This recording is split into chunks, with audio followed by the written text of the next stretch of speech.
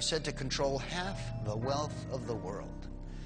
As Rothschild biographer Derek Wilson explains, Rothschild critics have justification for their anxiety.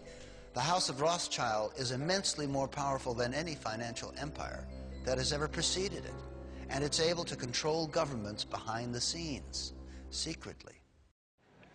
Economic power, political power go hand in hand, and it's like Mayor Rothschild of the Rothschild banking family in Germany said, "Give me control of a nation's monetary system, and I care not who writes their laws."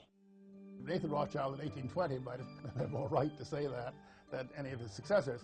The statement is more or less absurd. The Federal Reserve does not control the money supply. The Federal Reserve influences the money supply.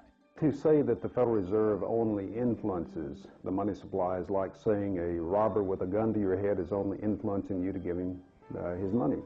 And of course, if you give him your money, you may be spared your life, but here again, you don't have your money anymore. There has been, in the last 30 or 40 years, a much greater international flavor to the activities of the Fed because the banking system has become global.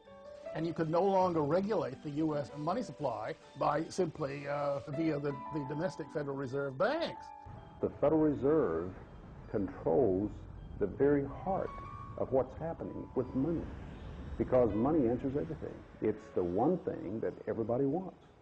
And when you give a private institution a monopoly on the creation of this money, you vest total control in that institution. If you have the money, you can get any law passed you want. So who do you care whether Bill Clinton is president or who is senator from New Jersey? It doesn't make any difference because you write a check and you get another senator. One of the stickiest questions in this debate is this: just who owns the Federal Reserve? The City of London set the whole thing up. The Federal Reserve Bank of New York is principally owned by 5 merchant banks in London, chartered by the Bank of England. Perhaps England, which many have considered a political satellite of the United States in recent years, is really the one pulling the strings of international policy. It's not a matter of who owns the Fed, it's who controls it.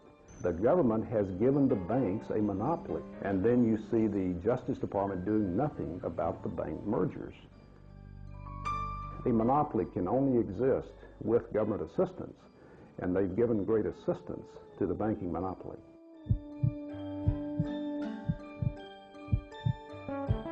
Perhaps the headiest allegation made against those who run the Federal Reserve is that they are responsible for 3 of the biggest tragedies of the 20th century: World War I, World War II, and the Great Depression. Wars are very profitable. In fact, wars are probably the most profitable thing an international banker can be involved in.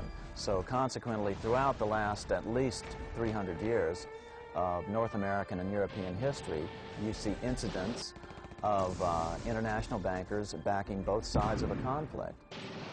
They've been trying to have a war in Europe since 1885, but the central banks of Europe had already bankrupted all the nations of Europe. They had no money. The only money was here in the United States.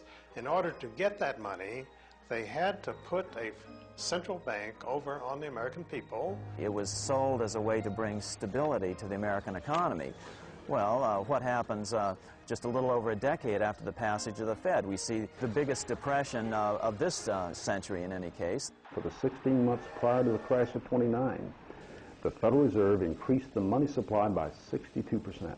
Now, what was happening back then? Much like it's happening today. People were buying and selling, pledging and borrowing, thinking the good times would never end. And then at the time of the crash, they pulled the plug on the money supply, and the people who had pledged their stocks, their bonds, their homes, their cars, everything, they pledged their savings accounts, they lost it all.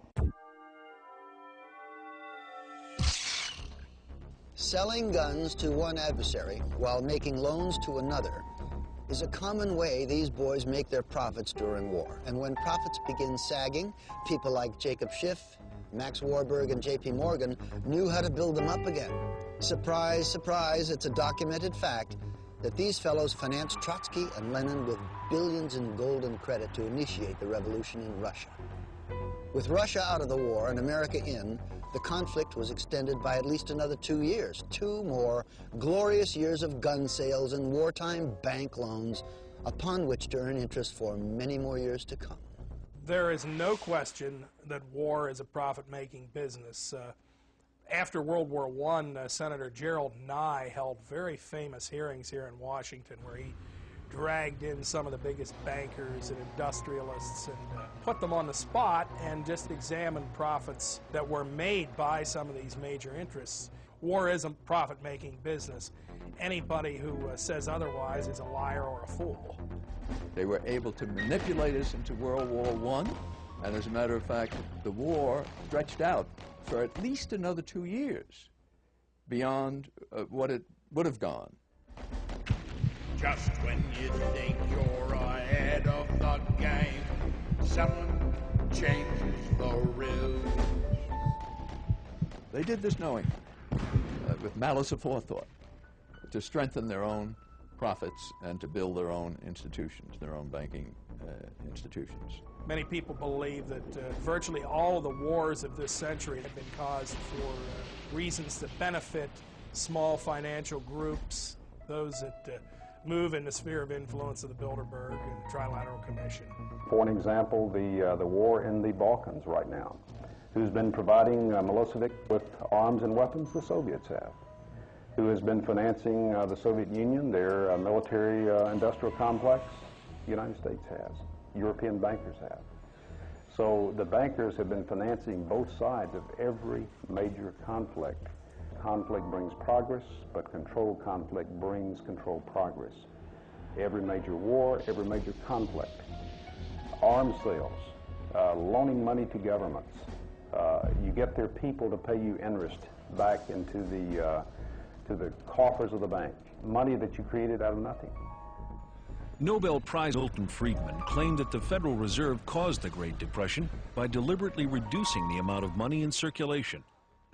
Depositors all over the country were frightened about the safety of their funds and rushed to withdraw them. There were runs, there were failures of banks by the droves, and all the time the Federal Reserve System stood idly by when it had the power and the duty and the responsibility to provide the cash that would have enabled the banks to meet the insistent demands of their depositors without closing their doors. Congressman Louis McFadden, chairman of the House